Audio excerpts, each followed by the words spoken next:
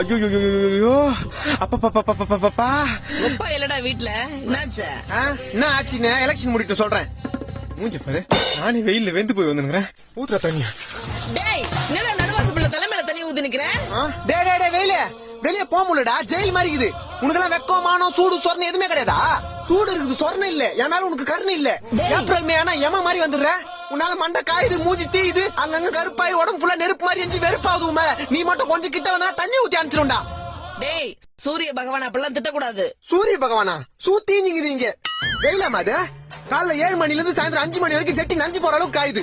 அதான் உடம்புல தண்ணி ஊத்திக்கணும்ல, சில்லுன்னு இருக்கும் உள்ளவா. இன்னும் எத்தனை நாளைக்கு இந்த மாதிரி? டேய் வெயில் காலம் வந்தா அப்படிதான் இருக்கும். அதுக்கு என்ன பண்ண சொல்ற? 30,000 கூட கொடைக்கானல் போய் ஒரு 3 மாசம் இருந்து வரேன். எது 30,000?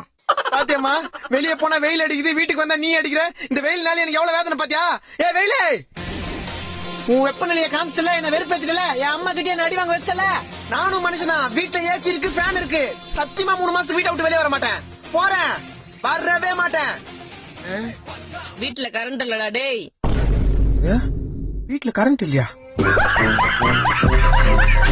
சோலி முடிச்சு